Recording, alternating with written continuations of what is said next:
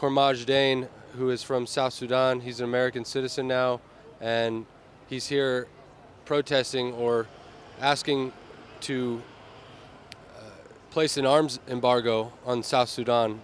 Can you tell us a little bit about what's going on over there, Kormach? Yes, there's a civil war has been going on in the last 50 years, even before I was born.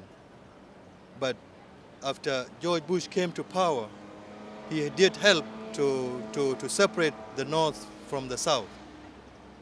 The Southern Sudanese are Christian and the Northern Sudanese are Muslim. So former President George Bush helped to separate the two. But after they get separated, the Southern Sudanese greedy leaders began to fight for power. And the president tried to change the course of the country to be a dictator system. So the war broke out, and then a lot of killing started happening. In the last 3 years, there's been a lot of killing in South Sudan. So what we're trying to do now, we're trying to get an awareness of the whole country of the United States, especially the Republican Party, because are the one actually who helped the South Sudan to be separated. In the last 3 years, Obama administration have not done nothing at all to help secure the peace or the progress or the prosperity of the South Sudanese. So we are asking the Republican Party to help, especially the senators, to help to bring peace in South Sudan. And most importantly is to impose arm embargo on South Sudan, and also to support the regional forces of IGAD who are being who will be sent to South Sudan to secure peace. We ask the support of that forces in South Sudan, and also we are asking the South Sudan not to be allowed to fall, just like it has been falling in the last several years. Most likely also we want the United Nations to intervene with international forces. Right now, the peace has been signed, and the Vice President moved into the capital, Juba, but when he was in capital, Juba, the war broke out again in the last 3 weeks. Even now, the people's bodies are still on the ground. They're still collecting dead bodies around capital, Juba. And the Vice President already ran away from the capital. So that's why the IGAD forces decided to intervene into South Sudan, but we're asking the United Nations also to help support those forces so that they can secure peace for the civilian. Yeah, right now, South Sudan have turned into concentration camps. They call it United Nations compounds. So most civilians are living right now in compounds in the biggest 3 cities of the South Sudan. Juba has big compound, Malakal has big compound, and also Wau has big compound. So South Sudanese now are living in concentration camp. I call it concentration camp, just like 1947 in Germany. So it is a very, very unfortunate to allow what happened in 1947 to happen in 2016 in the watch of the world leaders. So we are asking the world leaders not to see Kir doing destruction in South Sudan. We need the international community to intervene immediately. Thank you. Can you tell us a little bit about the area, South Sudan, what it borders, what other nations are around it? Yeah. The border of South Sudan is bordered by Egypt in the north, and Ethiopia on the east, and Kenya on the southeast, and Uganda on the east. So and Libya also on the west. I was going to say Libya, right? Libya and Egypt, 2 nations. Libya, our administration with Hillary Clinton as the Secretary of State and Barack Obama as president removed Muammar. A lot of Americans are aware that Libya's leader Muammar Gaddafi was taken out by Hillary Clinton and Barack Obama and just a few years ago. And that, how would you say that has affected that area? The ousting of Gaddafi, the fall of Egypt to the Muslim Brotherhood. Earlier we were talking about the countries that border South Sudan, Kenya, Libya, Egypt. If those countries fall to radical Islamic groups like the Muslim Brotherhood and Salafists, how does that affect this war that's going on in South Sudan? Well, they will take advantage of that because South Sudan is one of the richest country in East Africa. It has a lot of oil. Also, it has a lot of fertilized land for agriculture. So those movements, they need support from those resources.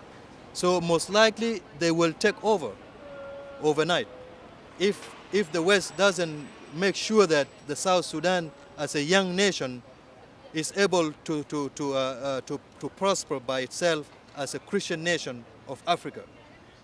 So if the West doesn't intervene, does not make sure that there is a very good democracy that is serving the innocent civilian South Sudanese, then those of ISIS and those of Islamic movement, they will be able to take advantage of that.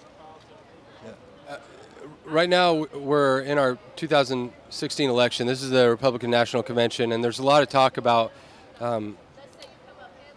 Donald Trump being a racist. People are saying he's a racist because he wants to properly, or at least suspend immigration from countries like Syria, Libya, that have been taken over by the Muslim Brotherhood until we can properly vet these people. Do you think that's a legitimate concern? I believe yes, it's a very legitimate concern, especially when you are fighting an enemy that you cannot distinguish among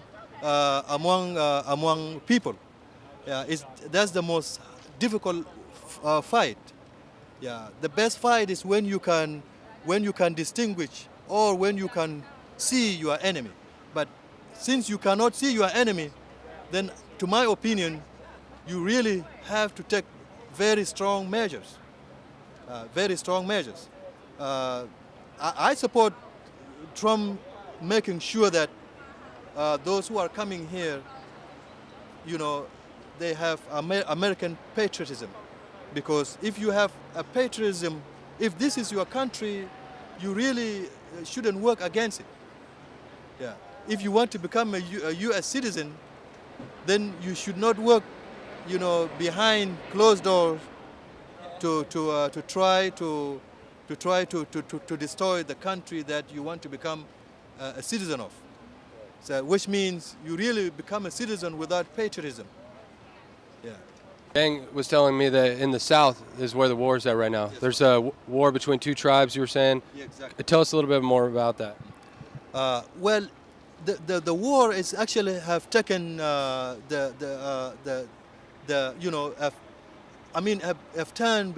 become like a tribal war.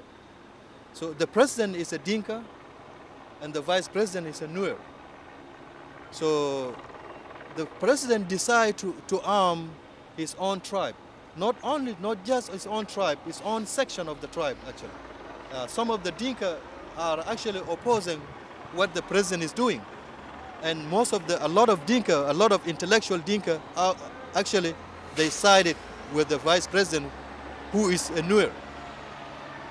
So the president decided to arm his own tribe, and then he get the weapon from China, and then right now they're running the military power in the South Sudan. So they're using helicopter gunship to kill the other tribe, the Nuer tribe. So they did ethnic genocide, ethnic cleansing. Yes, ethnic cleansing. Yeah, that's what is happening right now. What's going on when you say ethnic cleansing? Are they going in and wiping out whole villages? Well, they are going house to house and select who is a Nuer tribe. If you are from Nuer tribe, they kill you. When you say kill, are you talking about men, women, just the fighting age men, or? Well, yes, they fight men, mostly men. But now they don't actually They don't separate whether men. They don't discriminate. They don't discriminate. Yeah. So men, women, young boys. Women, young boys, all of them get killed. And in the last 2 weeks fight within Juba, even today the bodies are still on the ground. What's at risk here? What's at stake for South Sudan if it falls? What's going to end up happening down there, and how can it affect Africa in general, or Africa as a whole? Well, it's going to be like Somalia, of course, and we don't want any country to become like Somalia anymore in Africa, especially in East Africa, because we already have a Somalia which is still not stable, and we are right next door to Somalia. So we don't want our country to become like Somalia if the international community does not intervene. And actually, the only way the South Sudan could survive now, as I see, is the intervention of the international community. Right. Well, that's kind of scary. I mean, the United Nations has committed some horrible acts on the Ivory Coast. From what I've read, I would hate to have them come in and take over local law enforcement in any of the United States. I mean, is there any way for Sudan to avert this kind of disaster and self-govern at this point? Well, it's going to be very difficult, actually, because the current leaders, they've been fighting in the bush all their life, especially the president. The president actually is a child soldier. Yeah, he rebelled to the bush when he was 16 years old. So all he knows is killing and survival. So he has actually a trauma to me. He has a trauma because a man who has lived all his life in the bush, and he has been a military guy all his life, I believe he has some problem, mentally. And that's why I don't believe under his leadership South Sudan will ever become a country unless a third party really intervene. Yeah, because this is a trauma issue within the leadership. And all the leaders who surrounded him, all his supporters, those cabinet members, they've been in the bush for a very long time also. So really what they need to do is not to lead the country, but really to go to a trauma hospital and get treated. That's what they need to do. Do you belong to either one of the tribes, the Nor or the Dinka? Yes, I am. I'm a Nuer. I'm a Nuer, but I don't discriminate. I don't. My mindset is not a tribal mindset. I want peace in South Sudan. I want peace within all the South Sudanese. I want peace to anybody in South Sudan, because there is no country that you can establish with one ethnic group. It doesn't exist in the world. You need all the ethnic group in that area in order to establish a country. So the South Sudan is Christian on both sides, and this is indicative of America. Tribalism, I think, is one of the most fundamental organizations that humans get into groups. What created the Nor? What stimulated this separation between the Nor and the Dinka? I believe it's a lack of patriotism as a country. Because if people are patriot enough for the whole country, they will never embrace tribalism. So everybody proud of his own tribe. So everybody want to promote his own tribe. And everyone want his own tribe to dominate the other tribes. So we are not only 2 tribes in South Sudan. South Sudan has 64 tribes. Yeah, 64 tribes. But the only biggest tribes are Nuer and Dinka.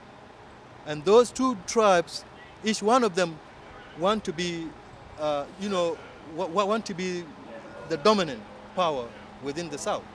I would warn, we always talk about divide and conquer. On Infowars.com, it's a common thread, because if you can divide a people, we're all humans at the end of the day, but if you can divide the Sudanese into the North and the South, and you can divide them into 64 different tribes, how can South Sudan or Africa as a whole ever rise up out of the third world? That's the reason why I'm here today, because I want to rescue that. That's why we have a slogan, say, rescue South Sudan. When we say rescue South Sudan, I mean rescue all the 64 tribes of the South Sudan, without any one tribe getting rescued. Even though I'm from Nuer, and the Nuer are the victim of this current government in the South Sudan, they are the one who get slaughtered in 2013 by the President Salva Kiir. I still want the South Sudan to be one country. I want all the South Sudanese to be together and to form a one united country. Yeah, not to allow any other outside to come and divide and conquer. Yeah. Exactly. Africa needs to rise up. One of the reasons I've been really critical of Obama, he went to Africa recently and said that Africans can't have air conditioning, Africans can't have automobiles because of global warming. Ultimately, if you think about all the youth that everybody's mentioned here in Africa, if everybody's raising living standards to the point where everybody's got a car and everybody's got air conditioning and everybody's got a big house, well, the planet will boil over. I think that's wrong. Africa should be able to innovate. They should be able to industrialize, and they should be able to develop their countries.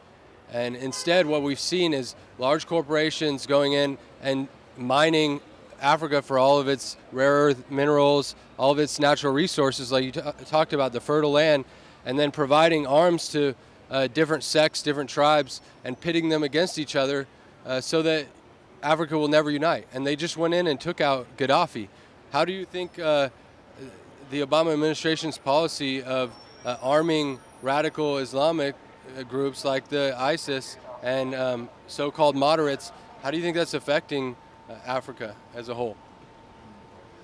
Well, you know, it will backfire. It will backfire.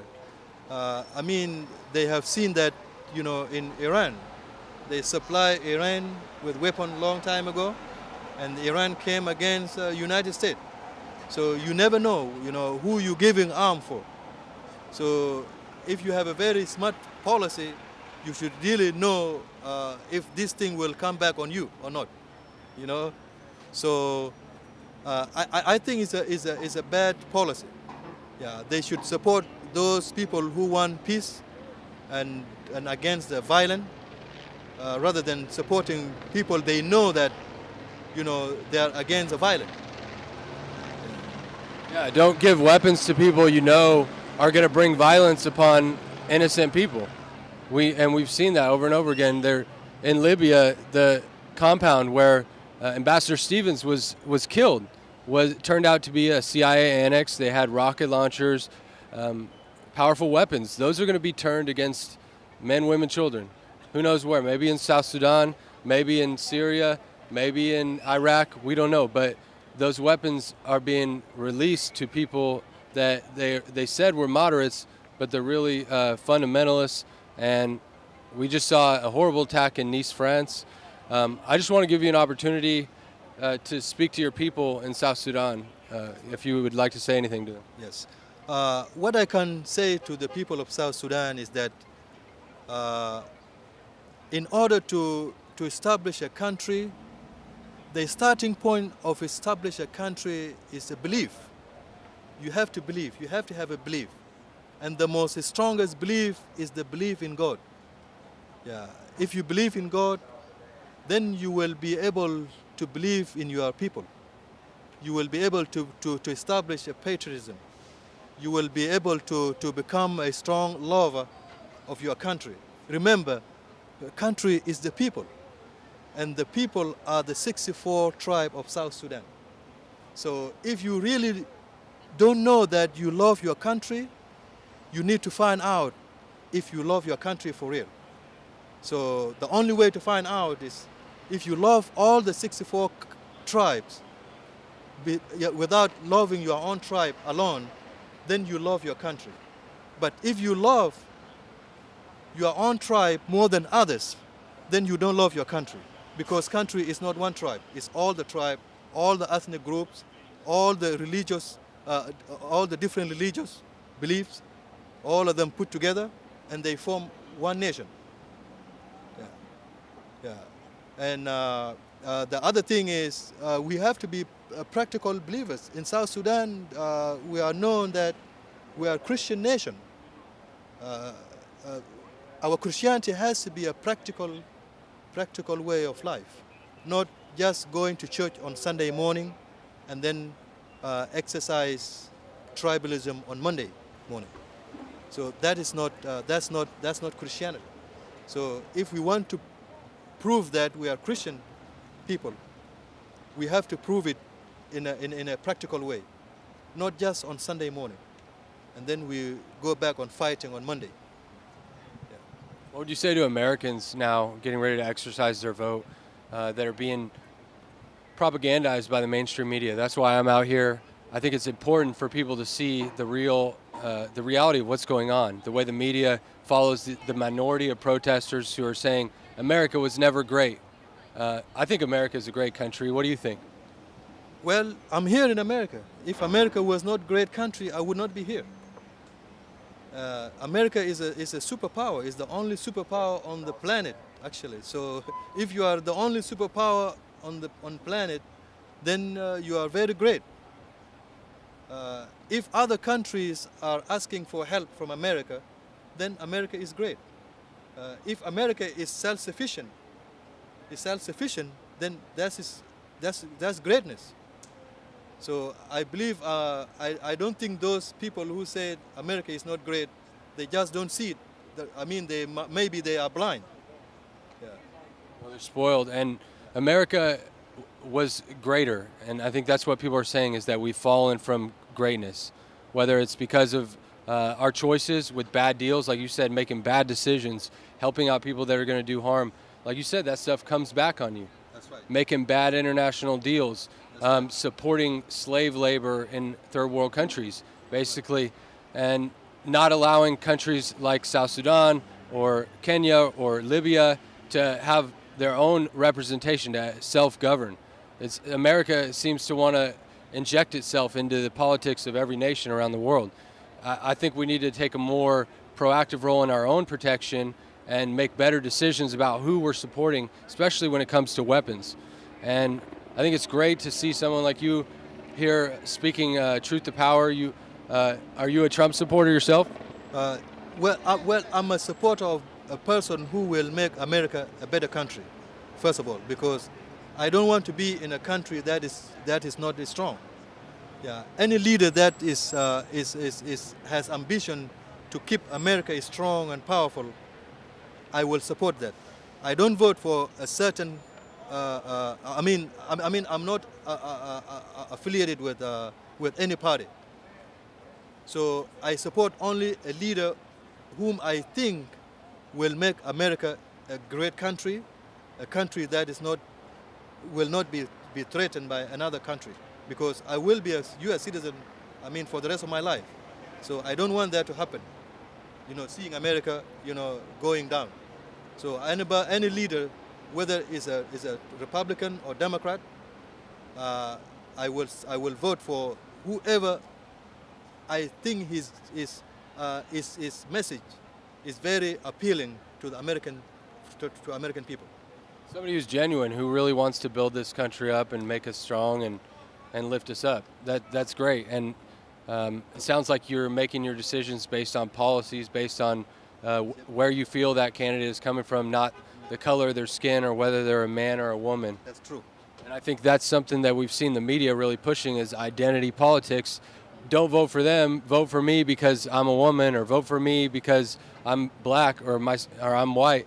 I don't think we should vote. If there's a African American man or a white man or a white woman or an African American woman, if they're the best leader for the job, I think that's who you vote for. The problem is we have people like Hillary Clinton running for president, and she's a complete criminal, above the law, kind of like your president in South Sudan. She's been a criminal for so long, I don't think she knows anything else, and she's good at it. So I heard your guys saying, Trump, go Trump. Do you like his message, his platform overall? Well, I think Trump has a message. I believe he has a very strong message. The only thing that maybe people are skeptical is, the way he carries himself. So maybe he's not able to give out a very strong message the way that people want to receive it. That may be the obstacle within Trump. But I believe if he have very good supporters, very good advisors, he surrounded himself with a very strong mastermind. I'm pretty sure he would make a good president. Yeah. So you think part of it is just the way he's delivering the message and kind of the nuances of it, but as a person, do you feel like Trump is genuine and that he wants to make America great again? I'm not sure, to be honest with you. I mean, I'm being honest, because America is a superpower. America is a melting point of the whole universe. I mean, all tribes and all ethnic groups around the planet are in America. So if you want to become an American president, you have to embrace all those different different ethnic groups, different tribes, different religion. Yeah, if you are able to bring them together with a very strong policy, then you are a very powerful American president. But if you want to separate them, then maybe you are planning a cancer within the U.S. System. I would say that our current president has done a pretty good job of dividing us and separating us, and basically sowing racial tension in our country. I think America before 2008 was more united, whether you were black, white, whatever. And I feel like there's more racial tension in America than there ever has been since the 1960s. What do you think? Yes, I've been here since 1986, and I think this year, especially this year, or in the last several years, it has been a lot of racial tension. But every country goes through change. So maybe our society has a little problem, from our social infrastructure need to get fixed. I mean, family infrastructure need to be fixed very well too, and also religious infrastructure also need to be, we need to work on it very strongly to make our people, more of a strong believers. Yeah, because if those two things goes down, then the country will become in turmoil.